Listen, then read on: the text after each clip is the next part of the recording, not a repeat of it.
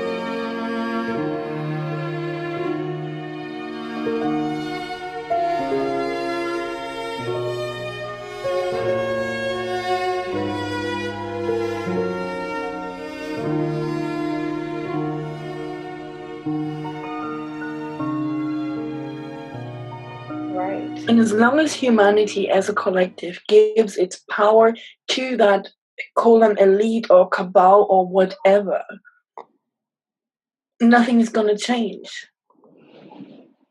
So we're back at that corner that we're standing in as humanity right now, which is the space between expanding consciousness and seeing many other aspects and timelines and hyperdimensional realities, and living in this exact world we're living in, and how that is so vital. And this is why I'm, what I was talking about the other day in session was, that's where I'm standing right now. It's like, all right, it's like the bigger picture is emerging. And also our last talk on perceptual realities. Yeah. And I think I'm kind of wavering, one moment I have real hope, and then the next moment I think, oh my God, people are such idiots.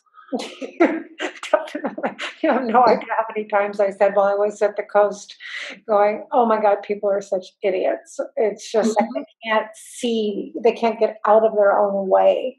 And all this is, the whole system keeping them locked into that. And perhaps that's what we're looking at, Claudia, that we can't really open up the whole field of what is truth as a collective until more folks pull out of the lockdown system. And I don't know the answer to it. I'm just watching everything that's going on in my own world, and I'm watching what's going on the internet.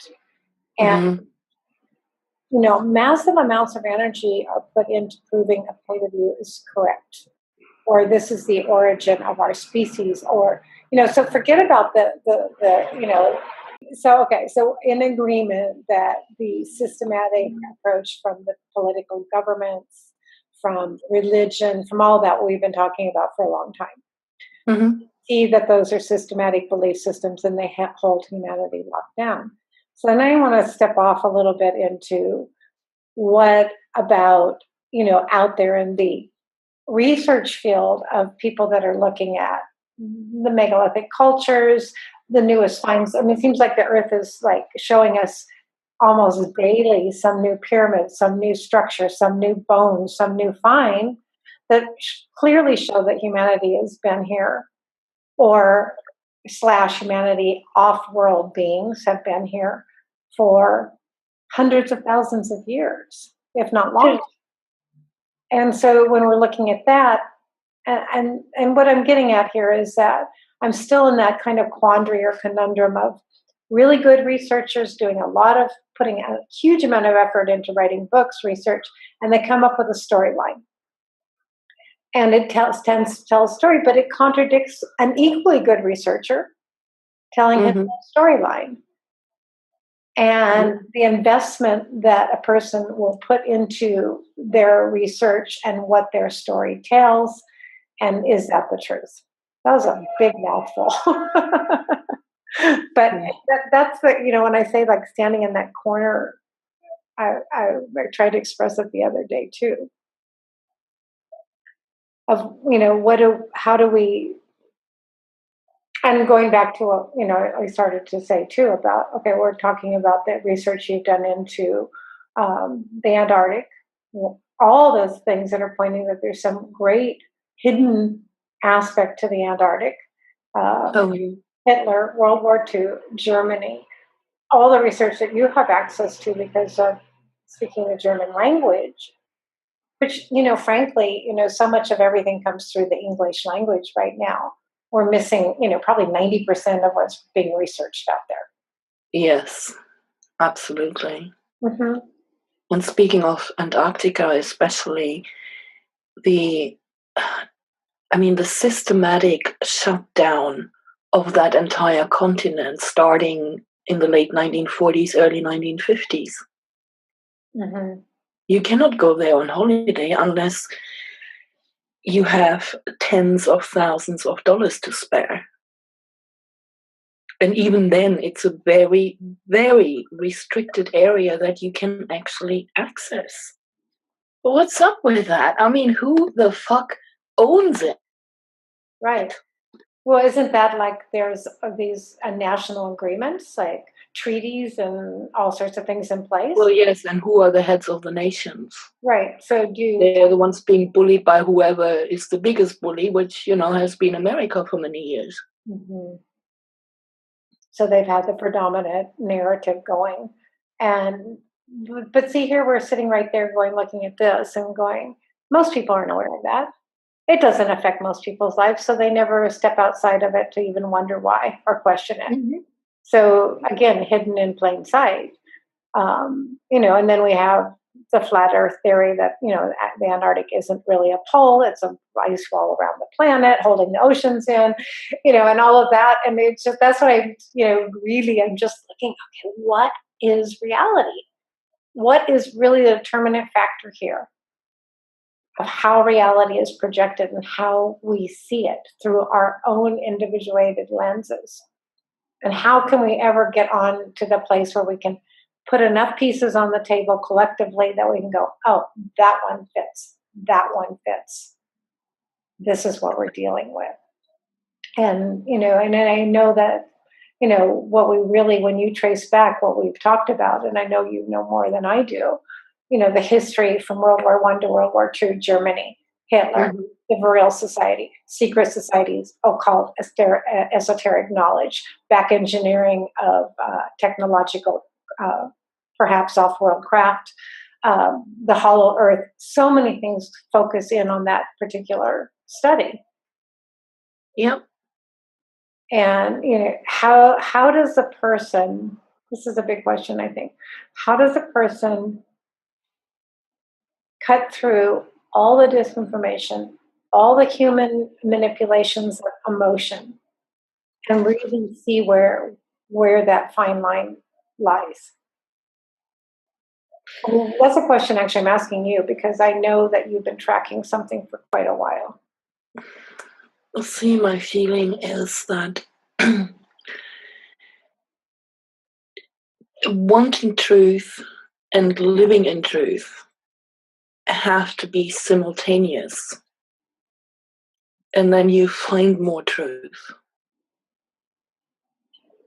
And I think that's absolute key. And that's also the reason why most people shy away from that. Mm-hmm. Well, the famous question always asked of me is, well, how do you know? And that is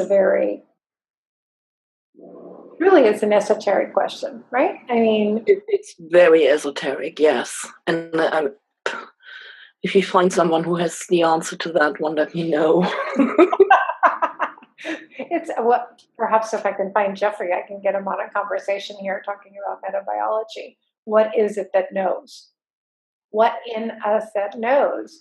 So what you, Claudia, is looking at a very specific historical moments that seem to be, from everything you've shared, profound. I mean, we're not talking about history as we know it. We're talking about a fight, perhaps the deeper aspects of a war for the. I don't want to call it a fight. I'm calling it an assault. An assault. Okay. Because that's what it is. Right. But when we look at the surface world repercussions, we're talking about world wars. And we're looking at another third possibility of another world war. So when we look inwardly, we can all know that consciousness is in itself its own truth. It has its own truth. It has its own ring to it. And those are the aspects that, if you talk to Gnostics or you talk to those that have studied the mysterium, you always will get to that place of knowing, gnosis, that cannot be given to anybody else. It's your own. It's your own gnosis.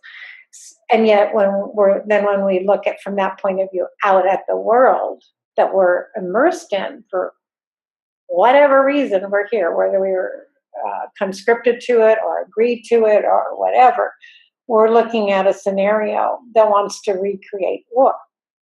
I mean, we have war all over the planet, but it wants to recreate that aspect. And it just seems, from what you've studied, and certain people are saying, that Germany, for whatever reason, is a key to this. It is just like the Native American nations are, and the Aborigines, and so on and so forth. Any native nation, because they've gone through the same thing, and it's only been for the past 30, 40 years that the white people in America actually accept the fact that white people wanted to destroy the Native Americans. Mm-hmm. But with Germany, they didn't start that long ago. So today, in Germany, you're still brought up with guilt being drummed into you at every opportunity about something someone allegedly did 70 years ago. Mm-hmm.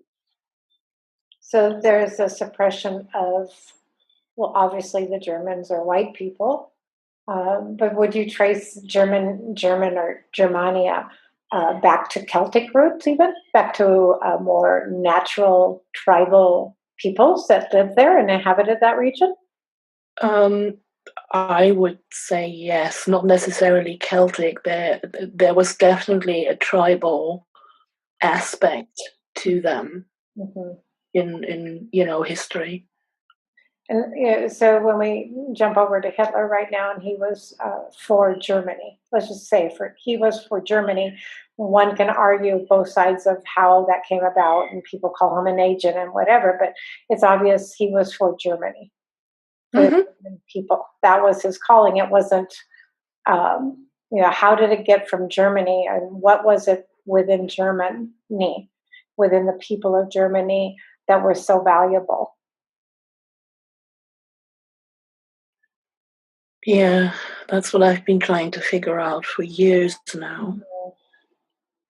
Because since before the First World War,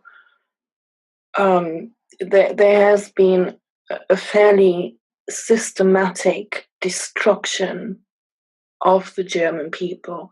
First by pulling them into one world war, then at the end of that, by trying to destroy them economically,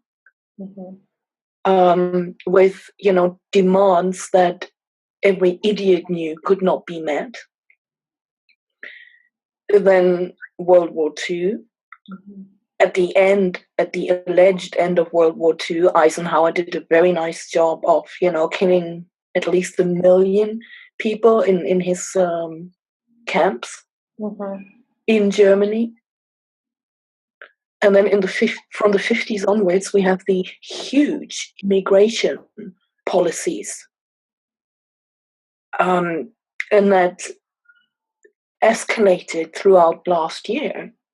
I mean, I read the mainstream media was actually admitting that Germany has grown by 1 million people in 2015. Now, if they admit that much, we can be pretty sure it was more than 1 million. Right. And it isn't Germans because they don't want to reproduce anymore. The birth rate of actual Germans has been going down over years now. Yeah, I'm doing what often you and I do with other ladies too, just trying to penetrate into that of what keys are there and why the destruction. And it was obviously what the Allies did to Germany at the end of World War II. The absolute destruction, which they did in World War I also, along with the Bolshevik communists going into Germany and just slaughtering millions and millions. I mean, it was the whole Dresden bombing thing. Yeah, oh yeah, absolutely. And, see, this is, and it wasn't just Dresden, it was Hamburg, Berlin, Munich. See, and this is the thing that when researchers are trying to show that Hitler was a British agent, that he was out there, he was a member of the Rothschilds banking family. Bullshit. Yeah, exactly. But see, this is there are those that are like supposedly doing sterling research to show those keys. This is where I get into the muddy waters of perceptual data.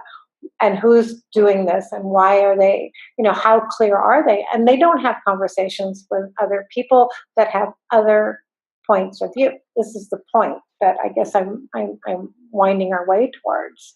So they don't talk about what was done to Germany afterwards.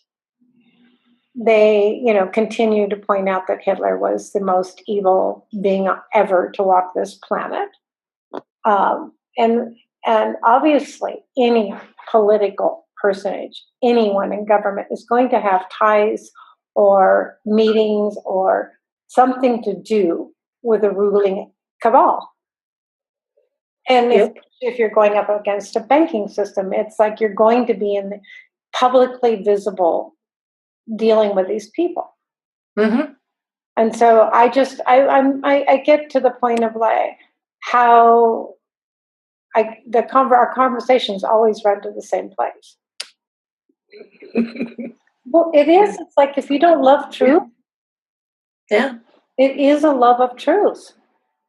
And somewhere in some, aspect of our soul development or evolution, you get to the place where that's all that really matters. Yes, exactly. And without that, you are food. Sorry, you're food. And yes, and you are condoning the anti-life that has been imposed by all governments for decades and decades. Yeah.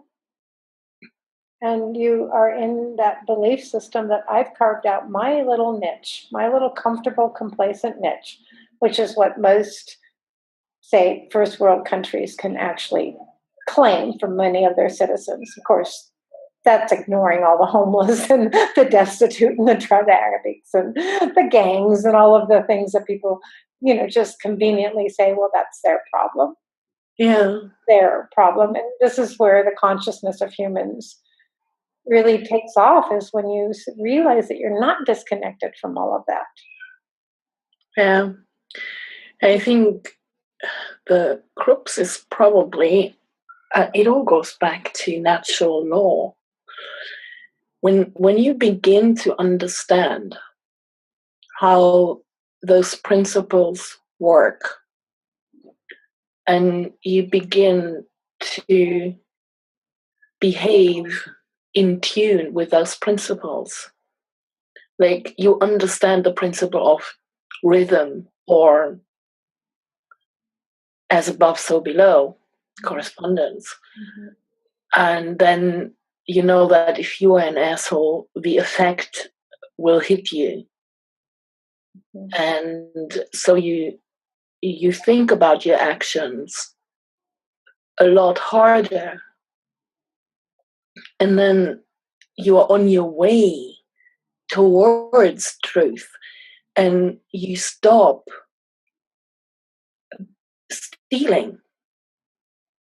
Because, the average human being who is mainstream steals like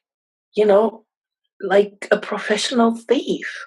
Well, just let's put it in practical terminology.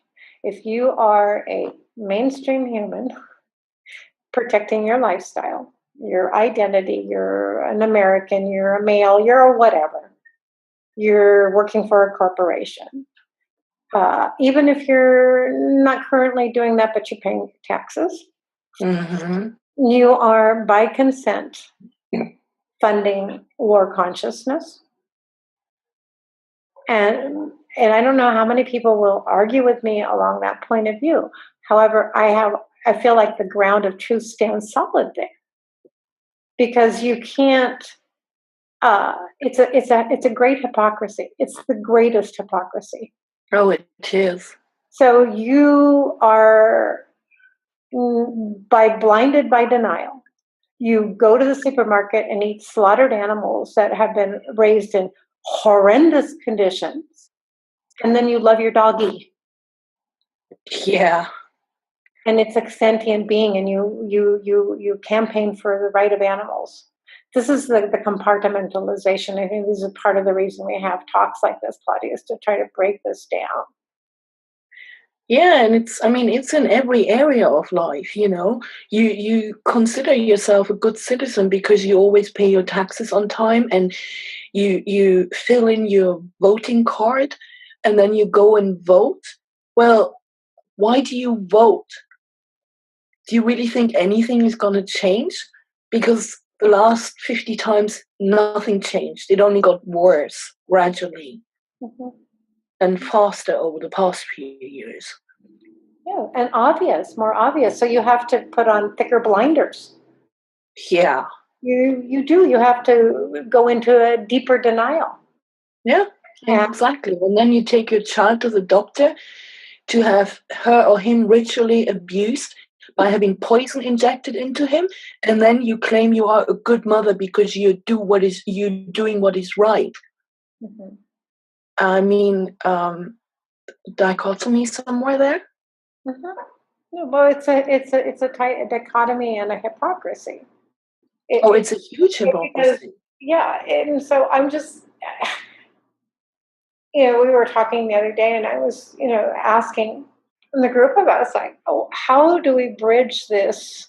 There's an obvious gap here, and I somehow feel, I could be totally wrong here, somehow feel that there's a mass of humanity that needs to wake up right now, that is able and capable of waking up.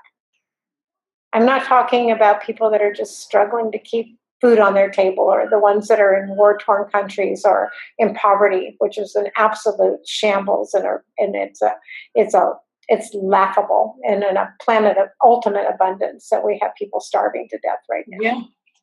Or that there's, a suppression of technologies that don't include fracking the earth and pulling out our petrol. It's all that raping and destroying and taking from a sentient being that we're having this life experience on. I mean, it's just crazy. It's crazy.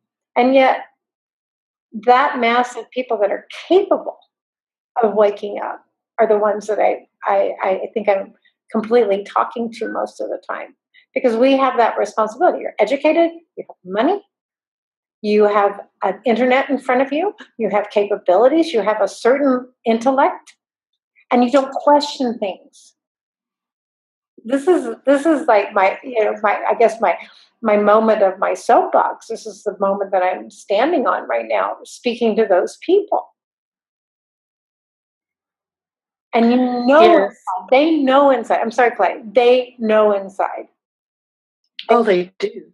They hear that ring or that sword of truth that goes boom, and it says, "Wait a minute," and then they just go back to sleep. Yeah, because it's inconvenient to their lifestyle, to their belief system. Mm-hmm.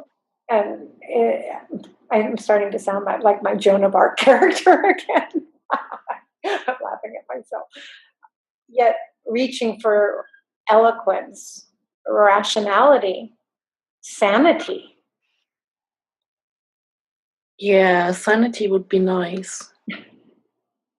Because I'm not seeing much of that. Yeah, so what is sanity? What is the root of the word sanity? Clean? Sanitary? What is it? Healthy condition, from Middle French sanité, health, from Latin sanitatem, health, sanity, healthy, soundness healthy of mind. Mm-hmm. There you go. So you can just make 2 columns of people and put on one side what is sane and healthy. You're breaking up here. I was just going to say that anybody that has half a mind left or wants to join the 2 hemispheres of their brain, what's sane? What's healthy? You can put a column out there that says this is healthy and this is unhealthy. And then you have to be the one in the middle that makes that choice between that every breathing moment you are breathing right now. Yes. And that in itself is a path, and that in itself is a truth. You go to the grocery store. Do you pick up and read labels? Do you know what those companies represent? Do you know who Nestle is? Do you know that you're condoning the slaughter of many children who are less fortunate than your own every time you buy a Nestle product, for example? Because Nestle single-handedly is the corporation who killed breastfeeding in the third world.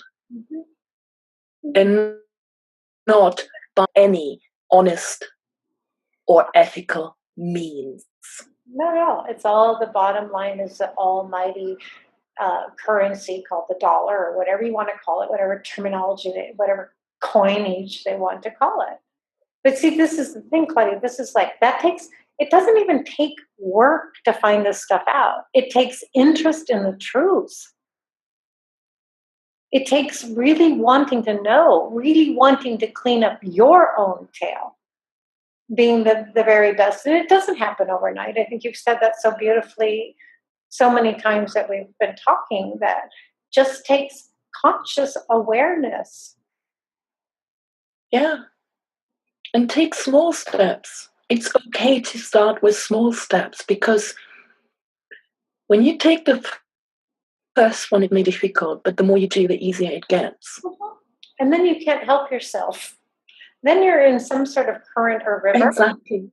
That's taking you somewhere that is real, somewhere that is... It's a whole weight that goes. Yeah. When you start living consciously, when you think before you buy, when you think before you consume, everything becomes so much lighter. We could even go deeper into the word consume. That's another catch-all phrase, consumers. And yet when we go deep into that, we, by nature, consume. However, that's something that needs to be, in my opinion, deeply pondered. The nature of consumerism. Where did that come from? Where did it ever come into human consciousness or reality? I mean, that's... You know the saying of someone was consumed by a disease. That appears to be the original meaning. Wasting of the body. Being consumed by a disease. So we're in a disease state called consumerism. We're wasting away. Yeah, and we are. I mean, it's so blatantly obvious. And yet most folks, and even myself until recently, I've been looking at it kind of sideways and in every sort of way, but not head on until recently. Using that power of our imagination, being able to hold a field of potential in a coherent way. People talk about heart fields or heart energy or heart resonance, which is really the knowing that you're part of everything as above, so below, that you don't ever walk out of that consciousness, that you can hold that long enough for periods of time where it becomes a living, breathing reality, is that aspect of, I guess what I just want to call it, the life vitality, life force. And not being food for a species that we don't even know who eats what. We don't even know who's at the top of this food chain. No, we don't. We don't even know where we are on the food chain in our almighty arrogance as humans, right? We're probably like mites to some other species. I don't really know that. It's quite possible and even likely. I mean, we know for sure we are not at the top of the food chain. Mm-hmm. And yet something tells me that we as conscious beings, through the power of imagination, if we really unleash ourselves, and I don't mean like go to war, I mean unleash our potentiality. Yeah. We have the ability to create something so unknown. It's like, okay, we get our history. Let's stop our origins looking for a while or keep looking in that direction, but also imagine. I think it's beyond most people's capability to imagine a world that's not based on consumerism. Yes, that's the conclusion I came to not long ago. Mm-hmm. But it only takes a seed, right? It only takes a few seeds planted in the fertile ground. Yeah, absolutely.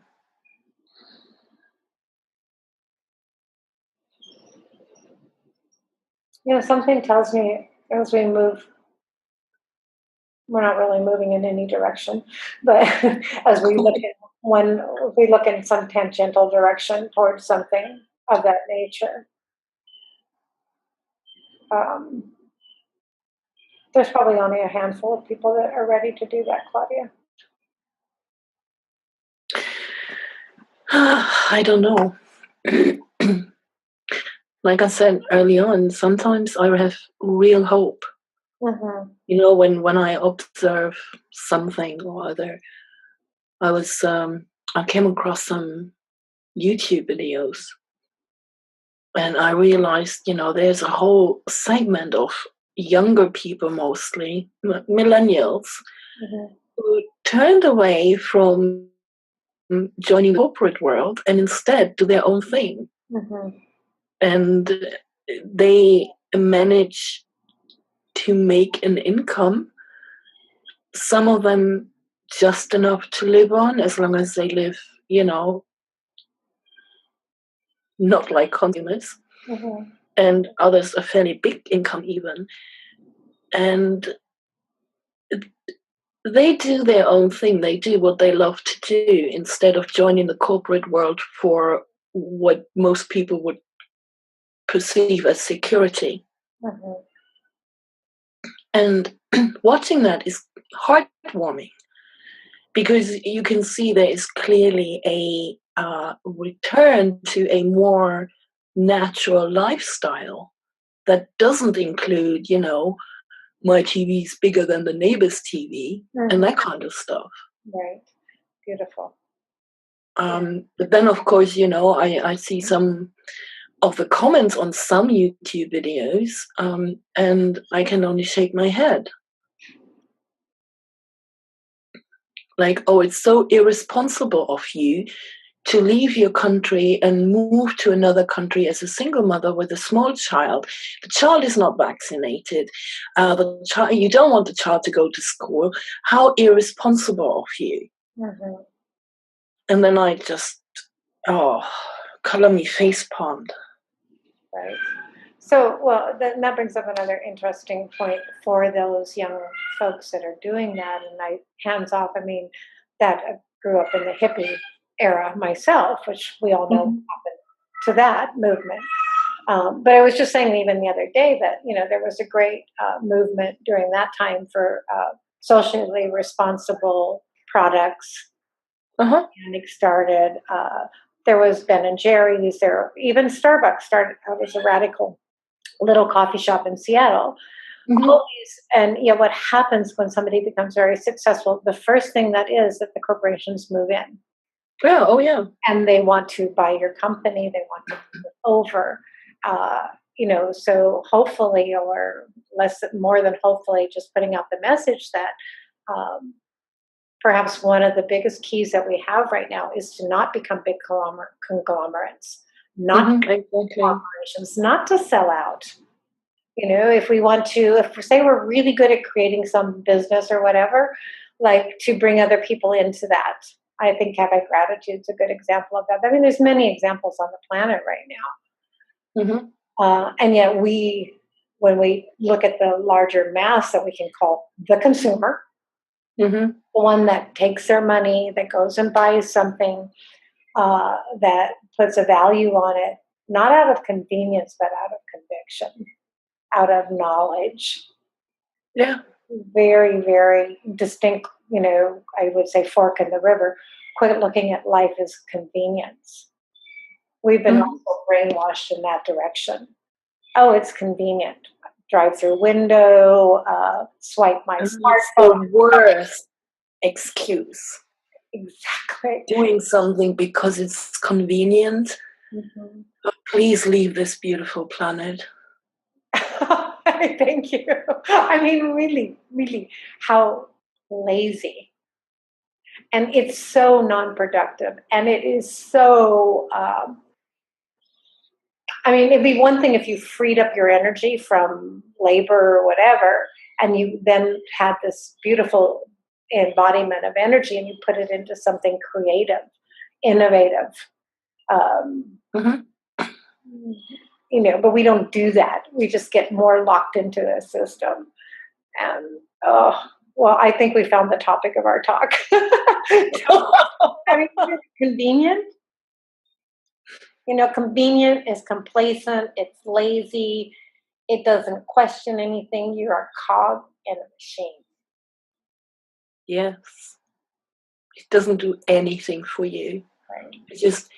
It keeps you in a very low negative state of consciousness and makes you food for some beings, entities that you honestly rather would not be there. And it's a false reality. I mean, really just sitting on the beach for 3 days. Allowing space. It didn't take anything to procure food. I'm sorry, nothing. No convenience store, no grocery store, no nothing. It was let's walk up to a tree and pick a coconut or two. Oh, here comes the fishing boat. Let's buy a fish that was freshly caught in the ocean. Now, we could talk about all sorts of things connected to the ocean, but that's what I was astounded by how this planet is so abundant. Oh, absolutely. And, she provides for everything. Right. And it gave me the moments to just reflect what I already asked, what would it look like, a world? We don't even know what it would look like at this point, a world that isn't tied to these big corporations and this big system and televisions and smartphones and soon to be coming to your neighborhood, RFD chips, you won't have to carry money. Crazy. It's crazy. But this is it. This is, so we've been brainwashed to think that procuring food is like, oh my God, how hard is it? Let's go to the grocery store because we can get all our fixes there. Yeah. Yeah. Well, Claudia, I think, thank you for, as always. I know you're wanting to talk a little bit about sovereignty. And where do I start?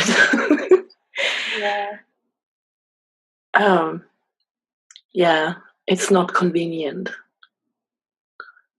There's no convenience in sovereignty, but it's the most powerful thing you can aim for in your being during your time on this earth. Because when you rely on someone other than yourself because it's convenient. And it always, always, always comes down to that. That's draining your own power. But when you stand up and own yourself and don't let anyone else own you, you keep your power. You draw power. And that is something to truly strive for. Mm-hmm. So let's take the word power, because most people think power over. Power is bad. They're scared of power. Power is energy. It's like you're a power plant. You're a power station. And I want to take it one step further with that too, Claudia. We've talked about this. Is at a certain point in our energetic field, call it a toroidal form, however you want to view it. And there's several models, and probably all of them are valid. We become generators. Oh, yeah. We become self-generating beings. I feel so strongly, and have for years, that this is the state of being that we're moving toward. Mm-hmm. It takes work, though, but it's the work of love. It just takes work. It takes work to actually break through the falsity. Yes. But even by doing that, you do become powerful to yourself. Not powerful to go out and conquer a people, or even go into, you become powerful to yourself. And that's the main thing. Right. And then, only then, do you really understand service to other. Because otherwise it's a false service to other. It's a pandering. Because what is service to other? Being true to yourself. Because if you're true to yourself, then you're true to all beings. And with that, you change the morphogenic field. Yep. So beautifully said. And you work with it, and then you start to see those changes, how they take place. And they change on the subtle levels. Yep. Well, I do hope that when we share, Claudia, that, that it's empowering for another being to hear this. Or perhaps they find a way, if you're awake right now, if you are already working on, the inner gnosis levels of know thyself, that truth is an inner journey. It is completely internal. Mm-hmm. To be able to find keys, moments, time with others out there that have a potential that they haven't unlocked yet. Mm-hmm. And that's the point of this, because otherwise we're talking to each other and ourselves, right? Which we do so well. However, I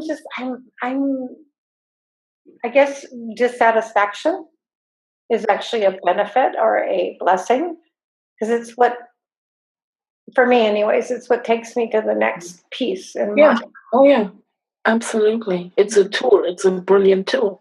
Mm-hmm. It's your inner compass, really. Because when you're dissatisfied with something, that's the point when you are willing to do something about it. So to really, close this little talk right now, just satisfaction. This is what a lot of people are stuck in, and that they're in a reality that's a manufactured reality that says life should be convenient. We're freeing up your time. You will find happiness and satisfaction here. This is the biggest lie of all. Oh yeah, that's completely fake. Mm-hmm.